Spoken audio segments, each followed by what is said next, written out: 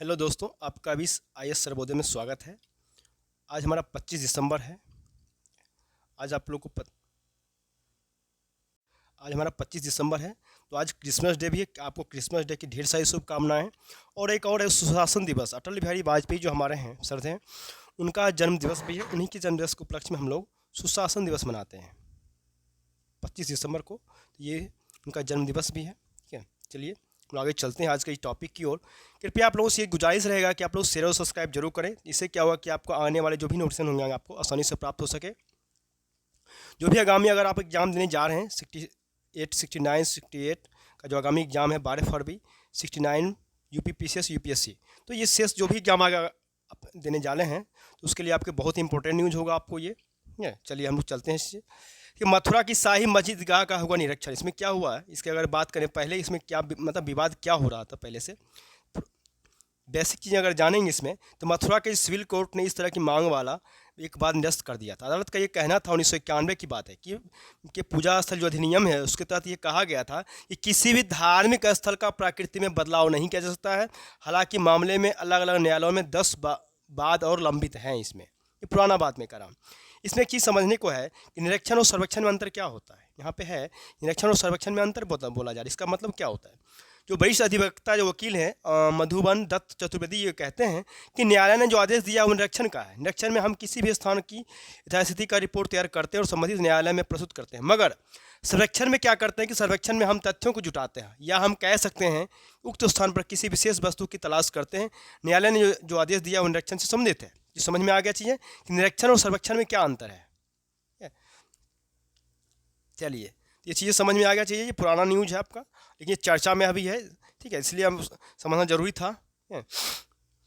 कचरा प्रबंधन में नाकाम ममता सरकार ने 3500 करोड़ रुपए का जुर्माना भरा। देखिए, बंगाल सरकार ने ठोस तरल कचरे प्रबंधन के नाकामी पर नेशनल ग्रीन ट्रिब्यूनल जो है हमारा NGT को, उन्होंने लगाया, उन पर 3500 करोड़ रुपए का जुर्माना का भुगतान किया। उन्होंने 3500 करोड़ रुपए का जुर्माना लगाया तो उसको NGT ने वो भुगतान किया है। राज्य के शहरी विकास एवं नगर पालिका मामलों के विभाग ने NGT की कोई इस बाबत सूचना किया गया है कि NGT ने 1 दिसंबर को राज्य सरकार पर जुर्माना लगाया था, जो किसी संस्था अथवा राज्य सरकार पर लगाया गया अब तक का सबसे भारी जुर्माना है। इस बात को आपको ध्यान देना चाहिए। आगे देखिए, यहाँ पे राजस्थान में अध्यापक भर्ती का पेपर लीक सरगना सहित, यहाँ भी ये चीज़ें तो हैं लग है। ठीक है, आगे चलेंगे। अर्थ और राजनीति दोनों साधेगी सरकार की नई खाद्य सुरक्षा नीति। देखिए, इसके बारे में कल भी मैं जिक्र किया था कि सफल राजनीति जो है, कहा जा रहा है कि सफल राजनीति जो है कुशल अर्थव्यवस्था के साथ चलती है। नरेंद्र मोदी सरकार इसी मंत्र पर चलती है और खाद्य सुरक्षा मिशन के तहत मुफ्त राशन व्यवस्था इसका अनूठा उदाहरण साबित हो सकता है सरकार। ठीक है, ये चीज़ें हैं। गैस की कीमतों में नरमी का असर सब्सिडी में दिखाई देगा। मतलब मुफ्त अनाज योजना की घोषणा के साथ ही सरकार का ये भी आकलन है, कहा जा रहा है कि आपको अंतर्राष्ट्रीय स्तर पर जिंसों और प्राकृतिक गैस की कीमतों में नरमी का असर सब्सिडी में दिखाई देगा। वह सब्सिडी का बोझ को हद तक काबू में कर सकती है। ये भी चीज़ें देखने को मिलेगा आपको। आगे चल रही चीज़ें देखिए, NEP के माध्यम से, NEP के माध्यम से क्या होगा। NEP जो आया था, नेशनल एजुकेशन पॉलिसी जो आया था 2020, इसके बारे में कहा जा रहा है कि पहली बार बन रही दूरदर्शी शिक्षा प्रणाली, प्रधानमंत्री ने कहा है हमारे, उन्होंने कहा है कि नई शिक्षा नीति के माध्यम से देश में पहली बार दूरदर्शी शिक्षा प्रणाली अपनाई जा रही है। इसमें क्या होगा, इसमें भविष्य की चुनौतियों को लेकर ध्यान केंद्रित किया गया है। ठीक है, इसमें जो है भविष्य के लेकर क्या गया है चीज़ें। उन्होंने कहा है कि आज IIT, IIM और एम्स जैसे बड़े जो शिक्षण संस्थान हैं की संख्या बढ़ रही है। 2014 के बाद मेडिकल कॉलेज की संख्या 65% से भी ज़्यादा बढ़ोतरी देखी गई है। नई शिक्षा नीति के माध्यम से क्या हुआ कि देश में पहली बार शिक्षा प्रणाली तैयार किया जा रहा है जो दूरदर्शी और भविष्योन्मुखी है। उन्होंने कहा कि जब देश आज़ाद हुआ था तो शिक्षा के क्षेत्र में अपने महान गौरव को पुनर्जीवित करना हमारी प्रमुख जिम्मेदारी थी। चलिए, मातृभाषा में शिक्षा से छात्रों की सोचने व तर्क करने की क्षमता बढ़ेगी, कहा जा रहा है। हमारे गृह मंत्रालय ने उन्होंने कहा है, NEP के तहत उन्होंने भी कहा है कि NEP जो है के तहत छात्रों को उनकी मातृभाषा में दी जाने वाली शिक्षा से बहुत लाभ होगा। इससे उनकी सोचने, तर्क करने, विश्लेषण करने और शोध करने की क्षमता बढ़ेगी। वह गुजरात के मेहसाना स्थित और बीजापुर में स्थित हाई स्कूल में 95वीं वर्षगांठ पर एक सभा को संबोधित कर रहे थे। उन्हें उस दौरान उन्होंने कहा है। ठीक है, आगे चलेंगे चीज़ें। वन्य जीव जो इकोलॉजी, इन्वायरमेंट इकोलॉजी का ये जो टॉपिक आता है, इसमें ये कहा जा रहा है कि वन्य जीवों के साथ बढ़ते संघर्ष को थामने की तेज होगी मुहिम। मतलब आने वाले वर्षों में क्या होगा कि देश में जो वन्य जीव हैं और वन मानव के बीच संघर्ष हो तेज ना हो, इसके लिए तैयारियां तेज हो गई है। वन्य जीवी की संख्या बढ़ती संख्या को देखते हुए इनके लिए नए ठिकाने को विकसित करने पर ध्यान दिया जा रहा है। अभयारण्य जो है, अभयारण्य की क्षमता है, उसके आधार पर अगर हम बात करें तो इनमें बेहतर प्रबंधन की योजना पर भी काम शुरू कर दिया गया है। इस दौरान सबसे ज़्यादा ध्यान जो है बाघ और एशियाई सुर के शेर जो है उसके प्रबंधन पर है, जिनकी आबादी जो है पिछले वर्षों में काफ़ी बढ़ा है। ठीक है, इसके साथ इन्हें ज़्यादा क्षमता वाले अभ्यारण्यों से कम क्षमता वाले अभ्यारण्यों में शिफ्ट करने की भी योजना है। मौजूदा समय में देश में बाघों की संख्या लगभग 3000 और एशियाई शेरों की संख्या 700 के आसपास है। देखा जाए तो मौजूदा समय में 53 बाघ अभ्यारण्य, अभी हमारे ये भी क्वेश्चन समझने वाली है, हमारे भारत में अभी देखा जाए वर्तमान में 53 बाघ अभ्यारण्य है। इसके बावजूद बाघों में नए ठिकाने बनाए जा सकते हैं। झारखंड, छत्तीसगढ़, उड़ीसा में बड़े पैमाने पर वन क्षेत्र हैं। ये राज्य बाघों के संरक्षण की मुहिम से जुड़े हुए हैं, लेकिन अभी यहाँ बाघों की संख्या कम है। छत्तीसगढ़ मौजूदा समय में 19, झारखंड में 5 और उड़ीसा में 28 बाघ ही है, इतना ही है। वन्य जीवों की क्षमता का निर्धारण उसके क्षेत्रफल के आधार पर नहीं, बल्कि वहाँ उनके अनुकूल भोजन और पानी की उपलब्धता के साथ रहवास की अनुकूलता आदि के आधार पर तय की जाती है।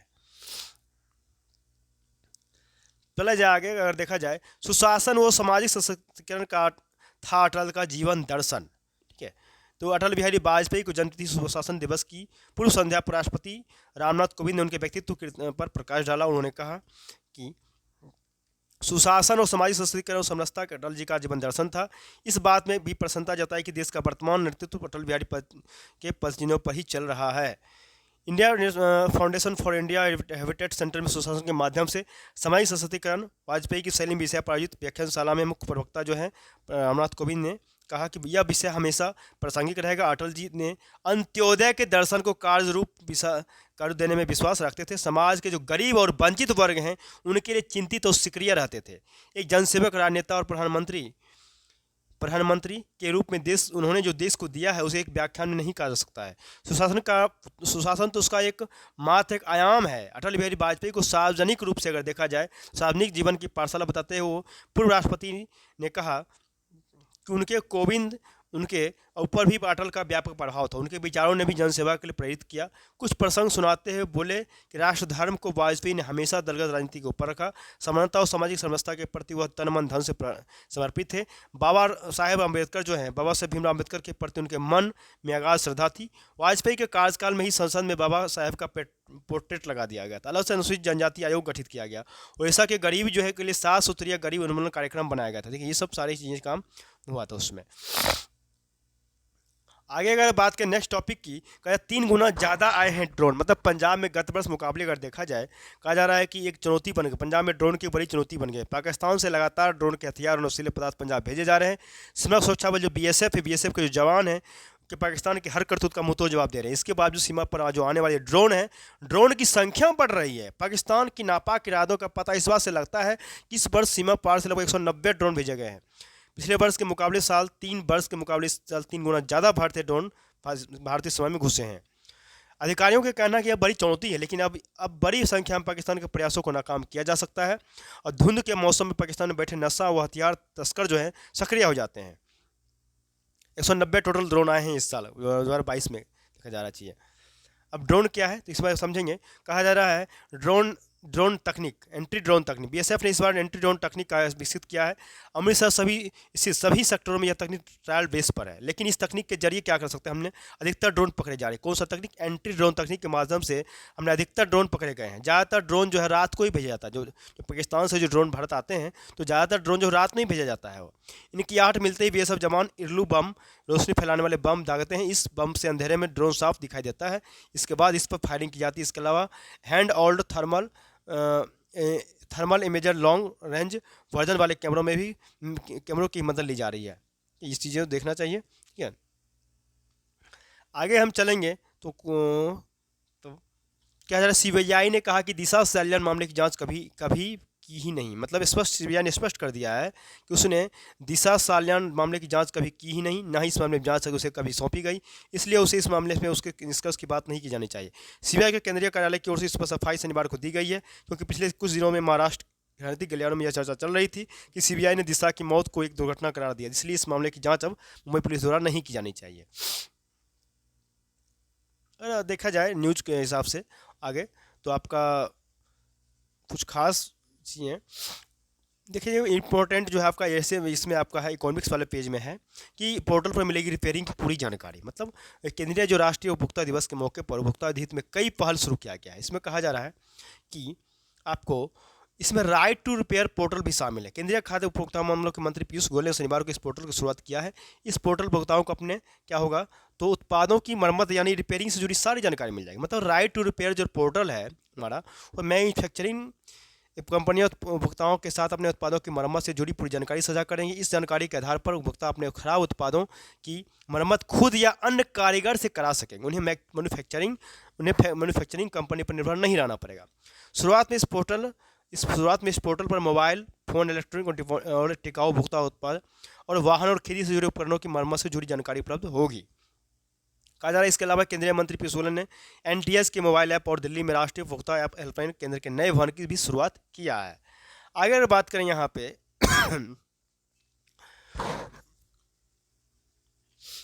आगे देखा जाए तो कहा जा रहा है मार्च तक आधार से नहीं जोड़ा जाएगा पैन तो हो जाएगा निष्क्रिय। मतलब देखिए, मतलब आयकर विभाग ने शनिवार को ये कहा है कि जो अस्थायी खाता जो पैन है अगले वर्ष मार्च में अगर देखा जाए मार्च तक आधार से नहीं जुड़ेंगे तो उनको निष्क्रिय कर दिया जाएगा। सार्वजनिक परामर्श जारी कर कहा है कि पैन को आधार से जोड़ना जरूरी है और इसमें देरी नहीं करें। विभाग ने यह भी कहा है कि आयकर का जो अधिनियम है 1961 के तहत सभी पैन धारकों को पैन को 31 मार्च 2023 से पहले जो है सो आपको आधार से जोड़ना आवश्यक है। जो पैन इस अवधि तक आधार से नहीं जुड़ेंगे उन्हें 1 अप्रैल 2023 से निष्क्रिय कर दिया जाएगा। हालांकि छूट प्राप्त लोगों के लिए पैन को आधार से जोड़ना अनिवार्य नहीं है। वित्त मंत्रालय के अनुसार असम, जम्मू कश्मीर और मेघालय के निवासियों को आयकर अधिनियम 1961 के तहत प्रवासी और 80 वर्ष से अधिक उम्र वालों को आधार से पैन लिंक देने की छूट प्राप्त है। यहाँ पे एक हमारा महंगाई रोकने के लिए मौद्रिक नीति में सख्ती जरूरी है। शक्तिकांत दास का ये कथन है। देश में महंगाई जो है आरबीआई के सराहनीय स्तर से ऊपर बनी हुई है। आरबीआई के जो गवर्नर अभी वर्तमान में शक्तिकांत दास ने कहा है कि महंगाई के दबाव से रोकने के लिए मौद्रिक नीति में सख्ती की आवश्यकता है। मौद्रिक नीति जो समिति है एमपीसी बैठक के मिनट्स के अनुसार दास का कहना है कि खुदरा महंगाई में स्थिरता को ध्यान में रखते हुए महंगाई के दबाव को रोकने और मध्यम अवधि में महंगाई दर को 4% के लक्ष्य को करीब लाने के लिए और अधिक नापी-तुली मौद्रिक नीति की आवश्यकता है। आरबीआई गवर्नर ने यह भी कहा है कि मौद्रिक नीति में समय से पहले ठहराव एक महंगी नीतिगत त्रुटि साबित हो सकती है। उन्होंने ये भी कहा है जो हमारे आरबीआई गवर्नर हैं कि इस समय वैश्विक स्तर पर काफ़ी अनिश्चित हालात है। इसी स्थिति में बढ़ती मुद्रास्फीति गतिशीलता पर नजर रखने और आवश्यक कार्रवाई के लिए हमें तैयार रहना होगा। कचरा प्रबंधन सही न होने पर 7 राज्यों पर जुर्माना। देखिए, कहा जा रहा है कचरा प्रबंधन सही न होने पर सुप्रीम कोर्ट के निर्देश के अनुपालन में एनजीटी ने 7 राज्यों पर 28,000 करोड़ रुपये से अधिक जुर्माना लगाया है। लंबे समय से अदालत में आ रही शिकायतों के बाद सुप्रीम कोर्ट ने वर्ष 2004 में कचरा प्रबंधन को लेकर आदेश पारित किया गया था, लेकिन राज्य सरकारों ने इस मामले पर अधिक ध्यान नहीं दिया है। जानकारी के मुताबिक अगर देखा जाए तो पहली बार ऐसा मामला वर्ष 1996 में सामने आया था। अपने आदेश की राज्यों के अगंभीरता देखते होते सुप्रीम कोर्ट ने वर्ष 2014 में ये मुद्दा एनजीटी को दे दिया गया था। देखिए, इन राज्यों पर सबसे अधिक 12,000 करोड़ रुपये जुर्माना महाराष्ट्र पर लगाया गया, लेकिन तेलंगाना पर 300 करोड़, राजस्थान पर 3,000 करोड़। बंगाल के साथ इन राज्यों को मिला लें तो तीनों पर 10,000 करोड़ रुपये से अधिक का जुर्माना लगाया जा चुका है। इसके बाद सूची में कर्नाटक का नंबर है जिन पर 2900 करोड़ रुपये का जुर्माना लगा था। पंजाब पर 2,080 करोड़ रुपये का आर्थिक दंड लगाया गया, जबकि दिल्ली में 900 करोड़ रुपये। उत्तर प्रदेश पर नदियों में प्रदूषण और ठोस कचरा प्रबंधन लापरवाही की वजह से 120 करोड़ रुपये का जुर्माना लगाए। अब ये होता क्या है, कैसे तय होता है देखा जाए तो उदाहरण के लिए तेलंगाना पर सीवेज का सही प्रबंधन न करने पर 2 करोड़ रुपये प्रति एमएलडी मिलियन लीटर प्रतिदिन की दर से जुर्माना किया गया था। गैर परिष्कृत कचरे के लिए राज्य पर 300 रुपये प्रति टन की दर से जुर्माने की राशि तय की गई। इस बात को ध्यान देखेंगे। ये हमारा आईआर का टॉपिक है। आईआर का टॉपिक में कोई ऐसा कुछ खास नहीं था। आज एग्जाम के पॉइंट ऑफ व्यू देखेंगे इसके।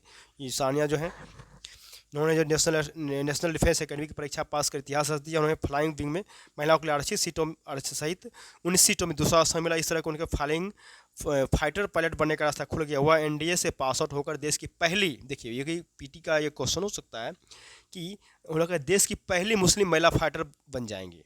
एनडीए परीक्षा के पास में 149वां स्थान पाने में सानिया की इंटरमीडिएट तक पढ़ाई गाँव और मिर्जापुर के स्कूलों में हिंदी माध्यम में हुआ है। तो ये हमारा बहुत ही अच्छा क्वेश्चन है पीटी के हिसाब से। तो देश की पहली मुस्लिम महिला फाइटर पायलट बन जाएंगी कौन, तो सानिया। ठीक है, चलिए ठीक है, तो हम लोग आज का जो हमारा न्यूज़ जो था इंपॉर्टेंट न्यूज़, मैंने उसको डिस्कस किया है।